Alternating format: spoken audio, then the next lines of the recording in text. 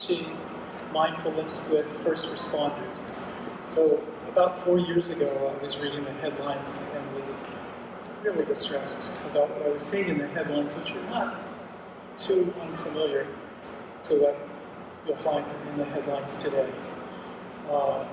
with police. And what I did was I started writing letters to the chief of police, and I asked him if he would be interested in teaching mindfulness. And we met, and I met with the next chief of police as well, with their command staff. It took a lot of letters and a lot of circling back every 6 months. And after about 3 years, I started working with their crisis intervention training. And what I typically do is meet with a bunch of volunteers in a room filled with officers who aren't necessarily, when I say who's heard of mindfulness before, in this room, everybody's hands goes up, right? In that room, maybe one, maybe three, but usually maybe one hand goes up of 30. And the goal is always to teach them why they might want to be interested in mindfulness, but also in what the outcomes are, and very quickly to sort of give them a taste of mindfulness practice. But the headline, the highlight, is to give them an idea of the relaxation response and how to activate the parasympathetic nervous system so that they can go into deep relaxation. And all in all, it's really just planting seeds. Now, seeds are very small, and only with sunshine and soil and water do they grow.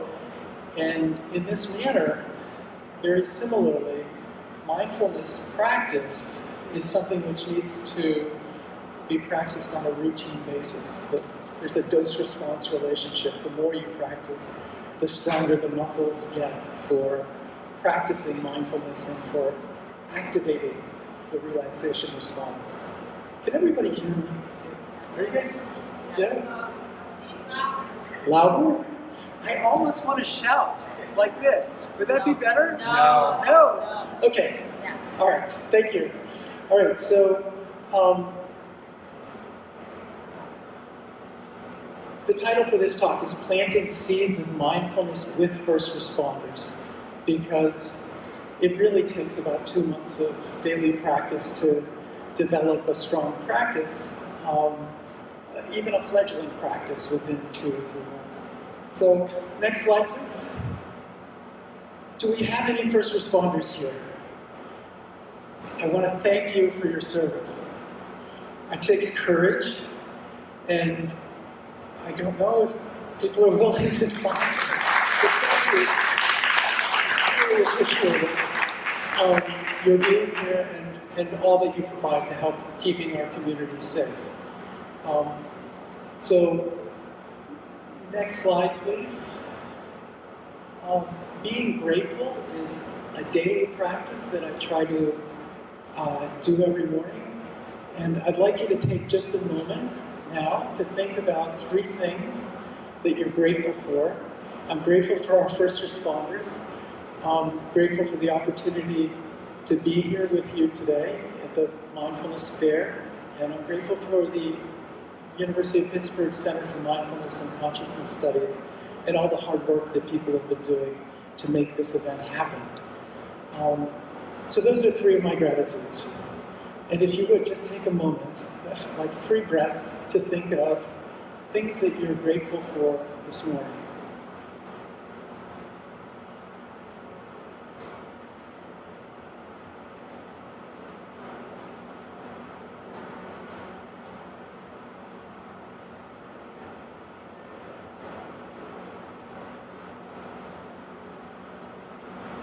So, does anyone want to share something that they're grateful for this morning?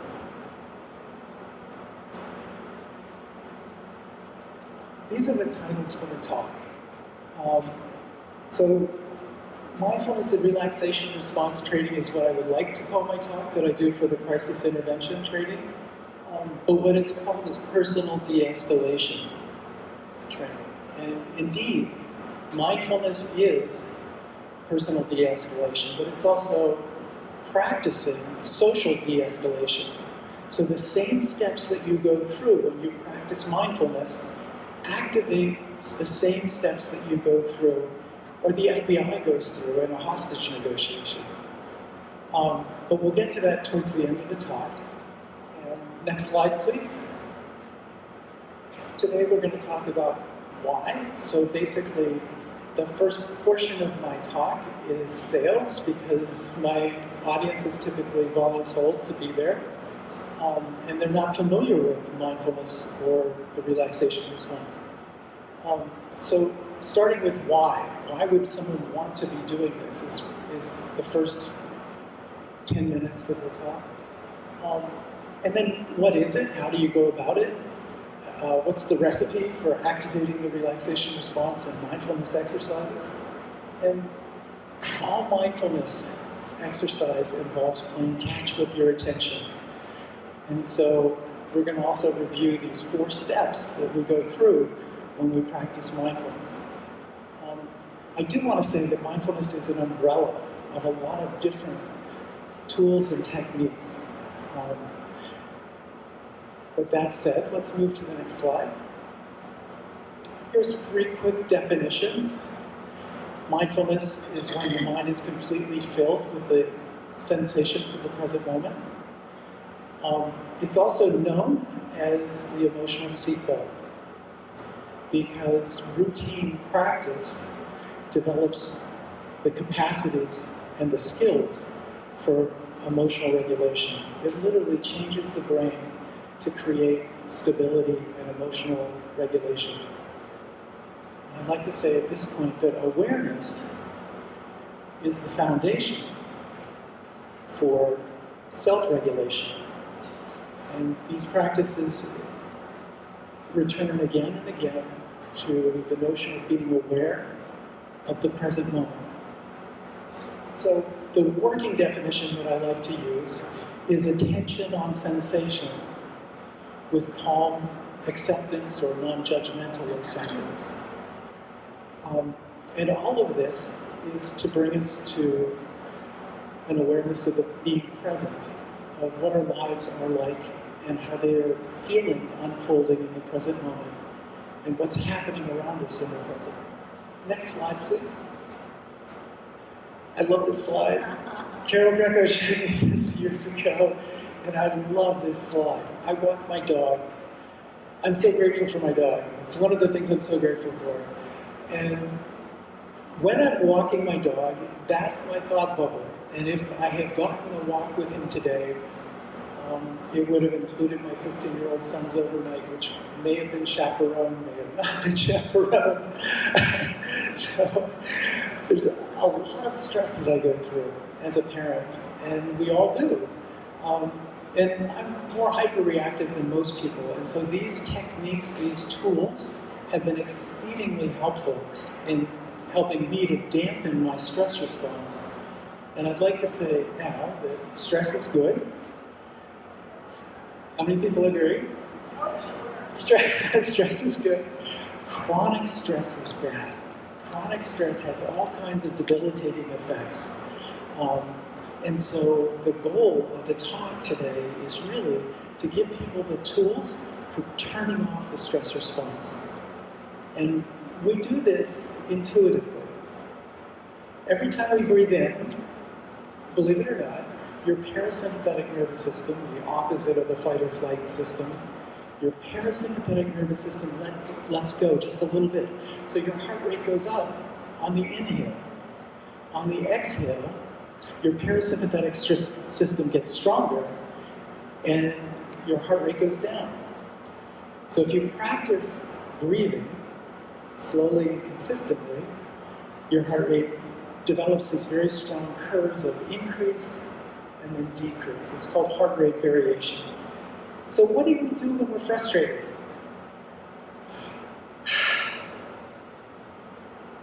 My son uses this rhetorically. So he breathes out loudly to let me know that he's frustrated. And so what I'd like to do is just quickly review breathing. How many people have told other people to take a breath in a crisis situation? This is an incredibly useful tool. What it does is it brings our mind to our body and connects us with our sensations in the present moment, rather than living in our map. And when we're in our map of the world and in our map of the problems, it generates the emotions. It generates the stress response. And so this ability to tune in, to drop in, to raise your awareness of the present moment, brings us, it's like opening the door to being present.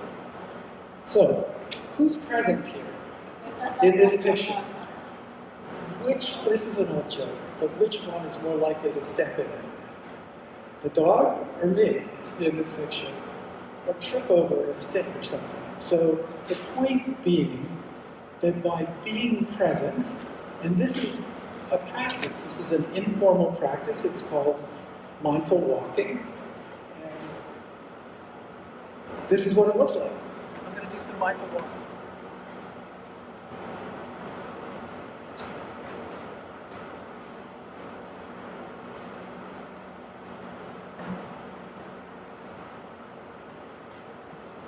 That's mindful walking, and when I was 15 years old, I thought it was the stupidest thing I'd ever seen in my life.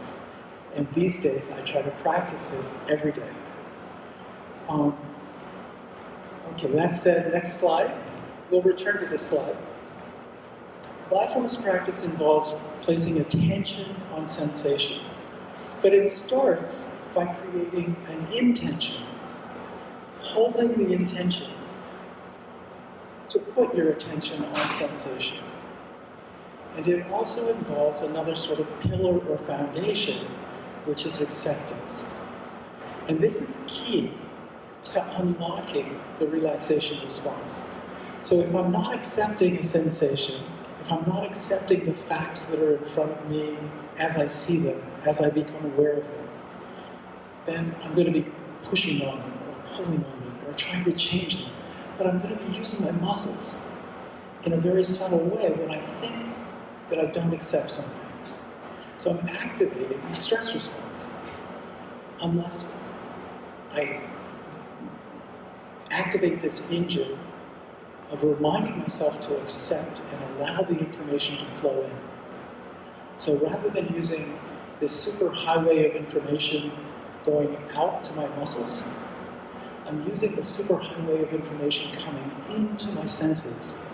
And the focus is on being rather than doing, just for 10, 15 minutes, just for 1 minute if need be. Next slide, please. Let's practice. Let's do a survey. So what is this mindfulness? You guys already know this now.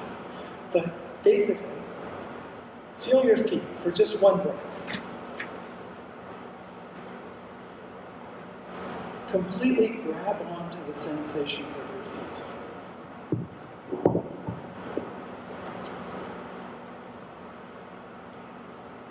It's easy to do for just one moment. Shift your attention to your hands just for a moment. Try it for one breath, completely squeezing all of the sensation you can.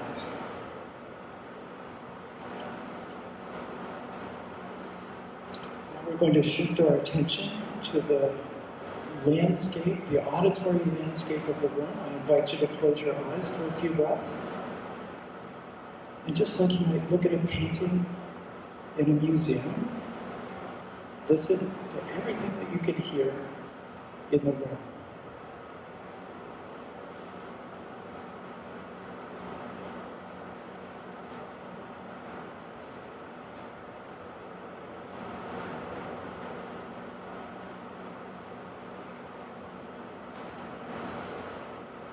Moving on to the next focus of attention, I'd invite you to smell something. What does the back of your hand smell like? Now close your eyes. Now close your eyes and smell again. And the idea being that by closing your eyes, you enhance the sensation of whatever you're trying to focus on, if it's a smell or a taste. What is the taste in your mouth right now?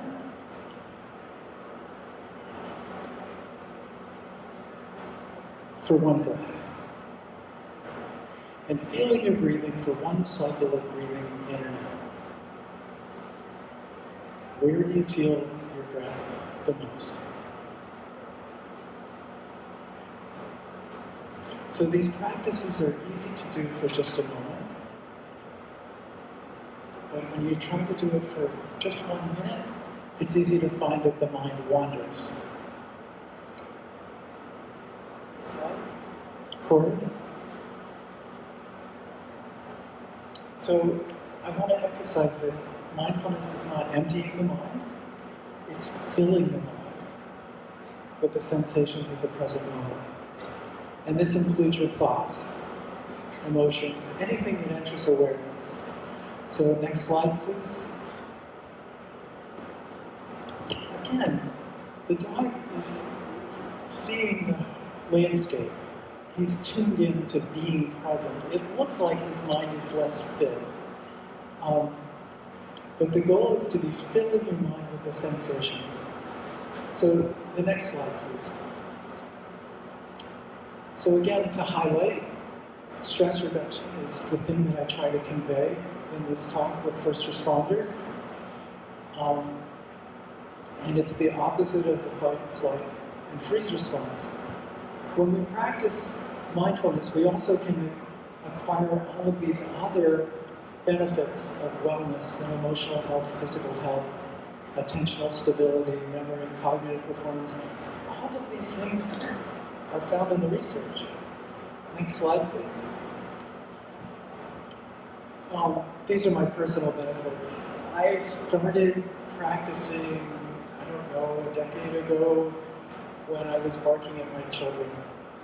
And it was tearing my heart apart to be barking at my children. And I went to a bookstore and pulled a book off the shelf called Anger by a Buddhist monk. And I didn't know that he was a monk, but I knew he was a great poet. My favorite poet. My favorite poem. And so I read that book every day for 5 years, about. And my kids will tell you I don't bark at them as much. But my son will tell you I barked at him last night.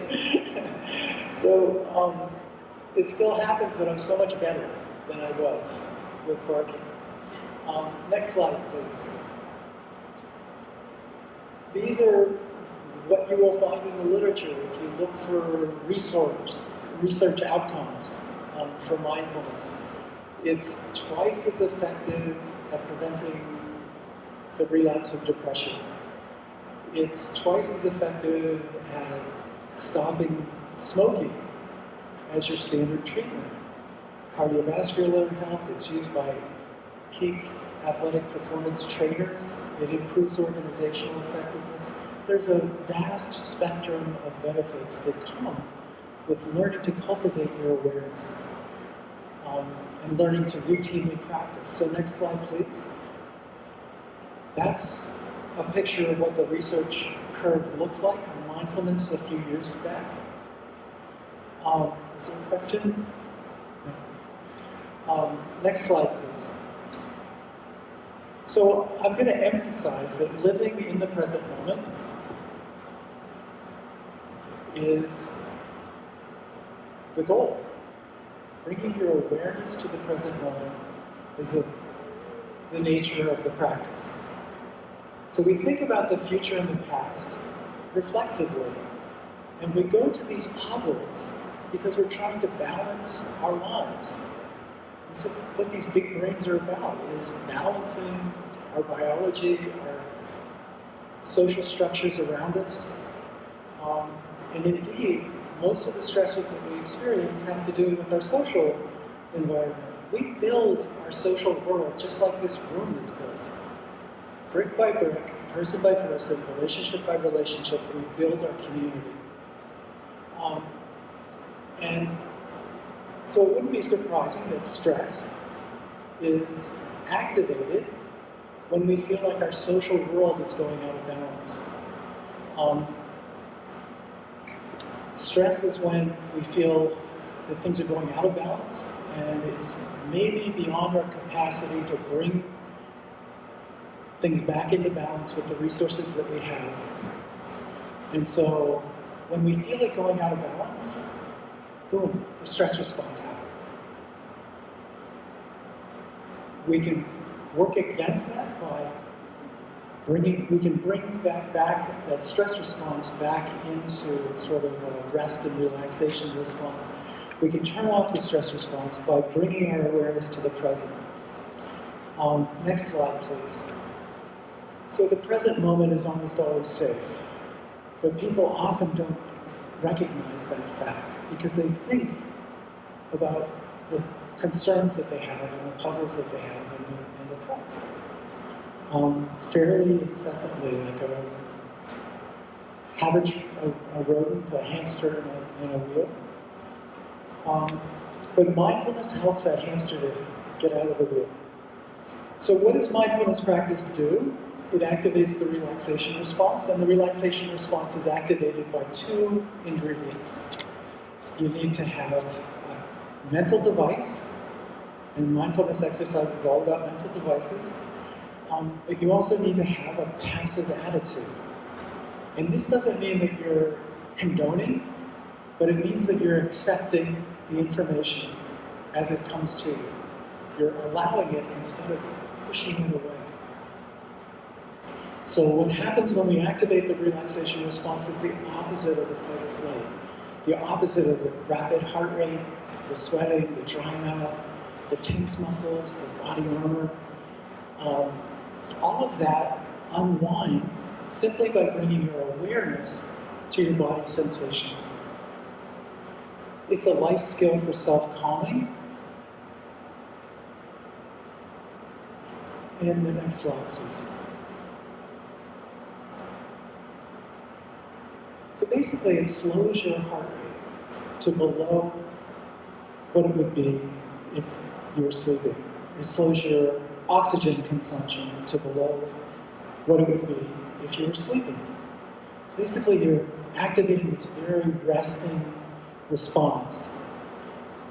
10 minutes of practice in relaxation response training or mindfulness training will remove the stress hormones from the bloodstream. Next slide, please. Who needs that? These guys need that. Next slide, please. This guy needs that. This guy teaches it. Richard Gorlin. I've been trying to bring him to Pittsburgh for 4 years. And the chief of police said, no, we're not bringing anybody in from the outside. It has to be homegrown. And so hopefully, over the next year or two, within the first responders who are already practicing, they will start to teach. That's my hope. Next slide, please. So this is sort of the data. What happens in one of those urban warfare training exercises is the heart rate goes up and it's going to stay up afterwards. If you practice mindfulness training for 2 months, the heart rate recovers more quickly. It doesn't go as high initially. In that 10-day SEAL stress training, where they just totally stress them out, don't let them sleep enough, feed them coffee all day and night, their short-term memories are compromised. It goes like this: short-term memory up here, boom. Short-term memory after that 10-day, or during the 10-day. So what happens if you train people for 2 months, every day for 30 minutes a day? That's a benchmark, maybe 45 minutes a day, but 30 minutes a day. Within that benchmark of training, of routine practice daily, what happens to that short-term memory response is it is not compromised by 10 days of intensive stress. We need this. We need this for our kids.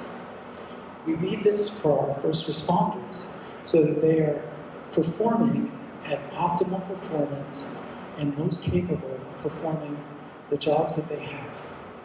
But we also need this for kids throughout our school system. Kindergarten through 12, everybody should be learning this and graduate with a degree in knowing how to activate their calmness, their self-control. I could have certainly used it. And I did. I actually found the need for it when I was in high school, but I fell off of it when I was in my 20s. So these are the benefits in the research. Next slide, please.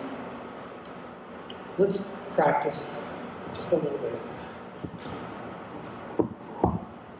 So I encourage you to sit comfortably with your feet flat on the floor.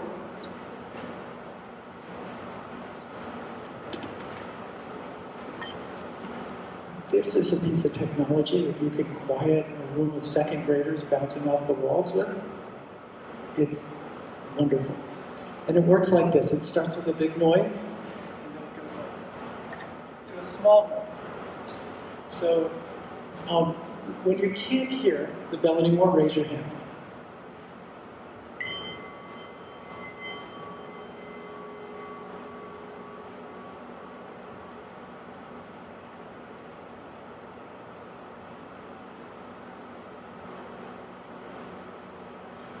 Did you notice how you leaned in to hear a little bit better, a little bit more clearly? Who did? Anyone? So as it gets smaller, you ramp up your attention, and that helps activate your calming of your body. It gets you quiet. So the bell's an introduction, and we'll walk through a mindfulness exercise called body scan. And we'll very quickly start with a flashlight of attention at the feet and go to the top of the head. And in the process, hopefully, we'll activate the relaxation response. You'll notice that your body gets quieter. So again, this time, listening to the sound of the bell, and when you can't hear the bell anymore, I'll lead a guided exercise for body scan.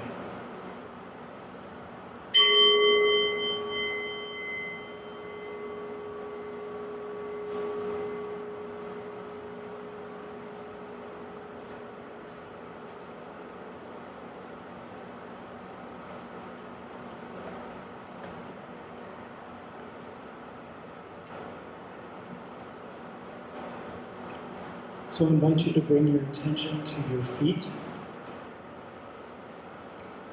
feeling everything that you could feel about your feet. How do you know you have feet without looking at them or moving them?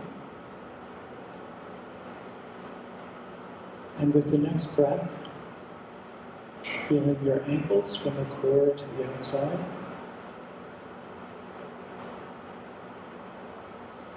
And with the next breath, feeling the bones that run from the ankles to the knee.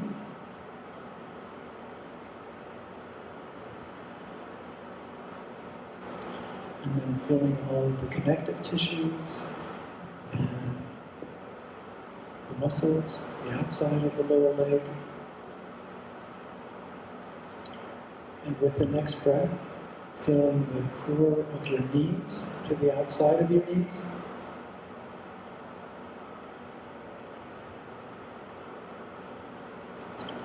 And now feeling the bones that run from the knees to the hips, and how strong those bones are.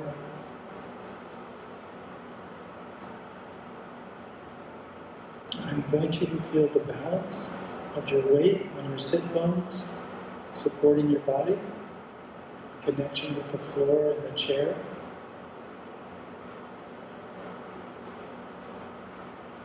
And feeling your hip structure,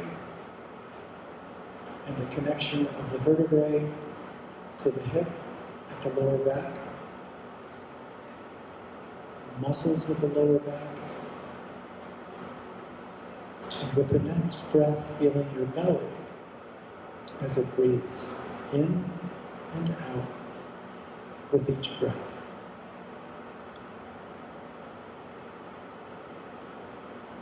Putting your awareness in the center of your belly, just feeling what it feels.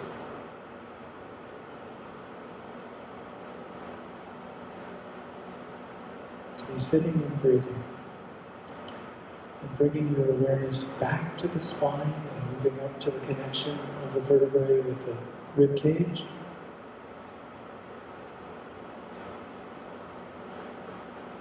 feeling your entire rib cage.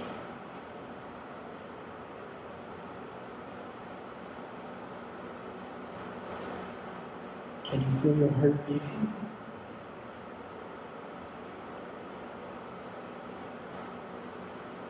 Can you feel your breath entering your chest and exiting your chest with each breath? Moving your awareness to your shoulders, feeling all of the tension that's in your shoulders for one breath.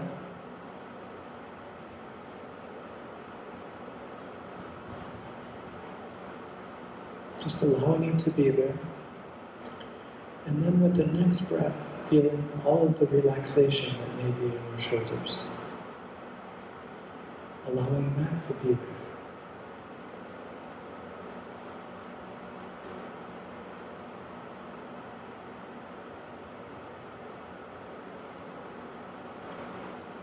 Feeling your left arm from the fingertips to the shoulder for one breath.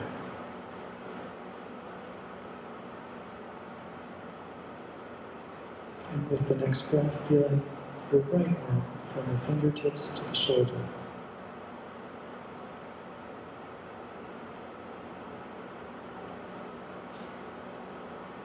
Moving back across the shoulders to the neck and throat. Place a hand on your chest if you are willing. And just feel whatever feeling you're having inside and put a label to it, just like you might do a weather report, looking out the window.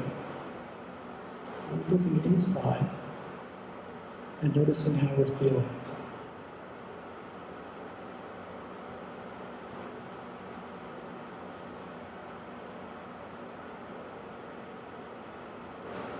And hopefully a word will emerge that resonates with how you're feeling, that fits.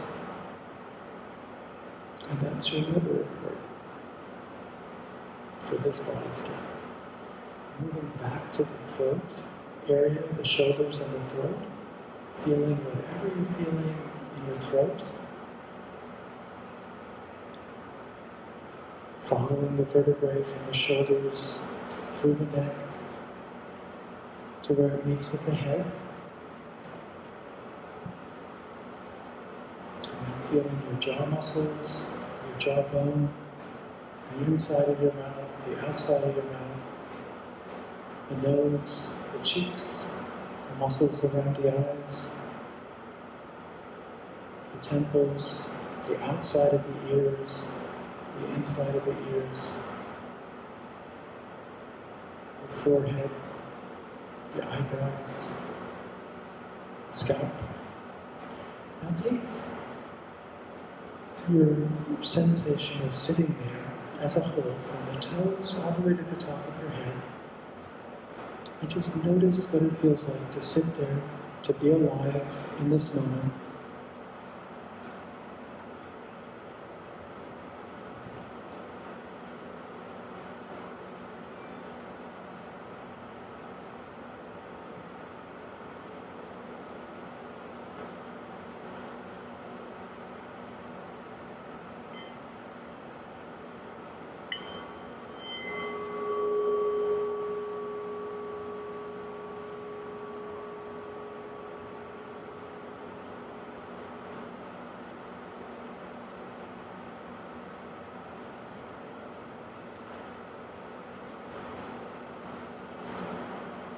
Okay.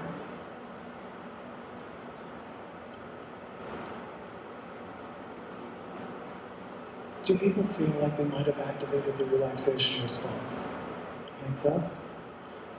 So, for those that didn't, it takes practice, and I don't always get relaxed every time I try to practice. But these are techniques that if you keep returning to them, they become stronger skills, capacities. You literally change your brain in 4 ways by practicing. Every time you practice, you're activating the prefrontal cortex. It gets thicker if you routinely practice this, paying attention to your sensations. It always involves playing catch with your attention. What's your name? Margaret. Margaret. Margaret, I want to play catch. Okay. This is my attention.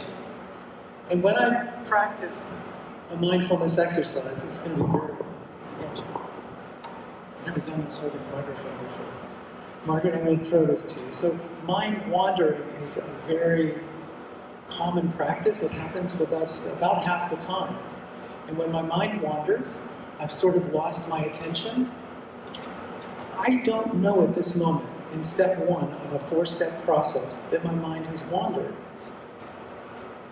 And then I recognize, that's step 2, that my mind has wandered to Margaret, and then I label, oh, it's wandered to Margaret. Right? I activate the word part of my brain, and this activates the upstairs part of my brain, the prefrontal cortex, for paying attention. And this practice brings blood and nutrients to that part of the brain. And that part of the brain, if I routinely am practicing this, gets thicker in 2 months of practice. It's remarkable. We're building our brain by this practice. So that's step 2, is label and accept. Oh, I'm not punishing myself for having my mind wander, but I'm allowing that and recognizing it and labeling it. And Margaret, if you would throw. So this is gently return. Those are the 2 most important words I'm going to say to you today. Gently return. Gently bring your attention back to the sensations of the present moment. And then the 4th phase is maintaining balance, maintaining your attention on your sensations. And in the beginning, that doesn't happen so much. But as you practice, it becomes stronger. And you become better at paying attention. You increase the stability of your attention. So Margaret, we're going to play catch with my attention. So the more you practice playing catch with anything, the better you're going to get at it. If it's a football, a basketball, whatever it is, you're going to get better at it. Oh, that happens. That's part of the process. So I just want to end on a good catch. Thank you. So all mindfulness practice involves that. Next slide, please. And I think we're just going to have to jump ahead. Do I have till 10? I have like 3 minutes. So, Corey, if you would zoom ahead. Keep going, just, oh, yeah. Well, back up one more. This is probably worthwhile. So, mobile app that asks 3 questions. What are you doing? What are you thinking about? How happy are you? And with these 3 questions, he came up with 2 headlines. 1, people aren't thinking about what they're doing about half the time. 47% of the time, people's minds are wandering. They're not thinking about what they're doing. And in my case, it might even be more. I don't know. How happy are you? The other headline is that when people are thinking about what they're doing, they're happy. And I think the reason for that is, there's a lot of reasons for that, but just, that's the headline. Next slide, please. And if you would, just zoom ahead to the last slide. I never know how to, I've never given the same talk twice, that's for sure. Keep going, zoom, zoom, zoom. All right, so I'd encourage you to give us your email at the Mindful Pittsburgh table, and we'll send you a link for this talk. We'll send you resources for practicing, all kinds of exercises, mindful tea, mindful eating, all kinds of exercises. And we have free workshops on the north side. We'll announce our workshops for you. At this point, I just want to say thank you so much for coming.